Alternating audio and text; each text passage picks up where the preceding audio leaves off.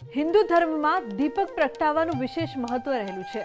પૂજાની શરૂઆત જ દીપક પ્રગટાવવાથી થાય છે। તો ચાલો જાણીએ કે દીપક પ્રગટાવતી વખતે કઈ બાબતોનું ધ્યાન રાખવું ખૂબ જ જરૂરી છે। પૂજાના શુભ પરિણામ માટે નિયમોનું પાલન કરવું ખૂબ જરૂરી છે। પૂજા સમયે જે દીવો પ્રગટાવવામાં આવે તે દીવો સ્વચ્છ અને સુઘડ હોવો જોઈએ। તેની સાથે એ પણ ધ્યાન રાખવું જરૂરી છે કે તે ક્યાંયથી તૂટેલો ન હોવો જોઈએ। પૂજામાં તૂટેલા દીવાનો ઉપયોગ કરવાથી અશુભ અસર થાય છે। જ્યારે તમે પૂજાની શરૂઆતમાં દીવો કરો છો ત્યારે ખાસ ધ્યાન રાખો કે દીવામાં ઘી કે તેલ યોગ્ય માત્રામાં હોવું જોઈએ, જેથી પૂજાના અંત પહેલા દીવો ઓલવાઈ ન જાય। પૂજાની વચ્ચે દીવો ઓલવવો એ અશુભ માનવામાં આવે છે। દીવો પ્રગટાવવાથી માત્ર અંધકાર જ દૂર નથી થતો, પરંતુ નકારાત્મકતા પણ દૂર થાય છે। એવું કહેવામાં આવે છે કે દીવો પ્રગટાવવાથી દેવતાઓ પ્રસન્ન થાય છે, પોતાની કૃપા ઘર પરિવાર પર બનાવી રાખે છે। કોઈ પણ દેવાલય મંદિર હોય, ઘરનું મંદિર હોય, એની માટે શ્રેષ્ઠ જ્યારે સૂર્યોદયની સાથે આપણે દીવો પ્રજ્વલિત કરીએ, ભગવાનની સેવા પૂજા કરીએ શ્રેષ્ઠ છે।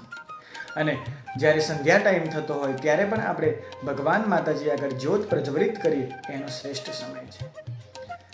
કયો દીવો શુભ કહેવાય? તો ગાયના ઘીનો દીવો અતિ શુભ અને શ્રેષ્ઠ કહેવાય છે।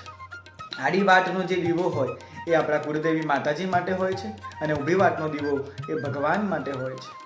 હિન્દુ ધર્મમાં દીપક પ્રગટાવવાનું વિશેષ મહત્વ રહેલું છે।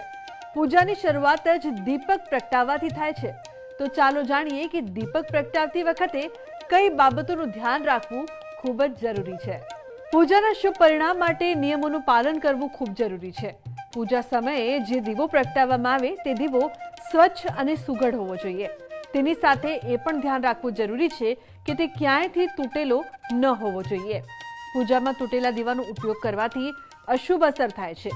જ્યારે તમે પૂજાની શરૂઆતમાં દીવો કરો છો ત્યારે ખાસ ધ્યાન રાખો કે દીવામાં ઘી કે તેલ યોગ્ય માત્રામાં હોવું જોઈએ, જેથી પૂજાના અંત પહેલા દીવો ઓલવાઈ ન જાય। પૂજાની વચ્ચે દીવો ઓલવવો એ અશુભ માનવામાં આવે છે। દીવો પ્રગટાવવાથી માત્ર અંધકાર જ દૂર નથી થતો, પરંતુ નકારાત્મકતા પણ દૂર થાય છે।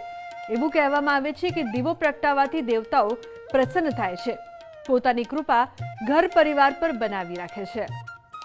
કોઈ પણ દેવાલય મંદિર હોય, ઘરનું મંદિર હોય, એની માટે શ્રેષ્ઠ જ્યારે સૂર્યોદયની સાથે આપણે દીવો પ્રજ્વલિત કરીએ, ભગવાનની સેવા પૂજા કરીએ શ્રેષ્ઠ છે।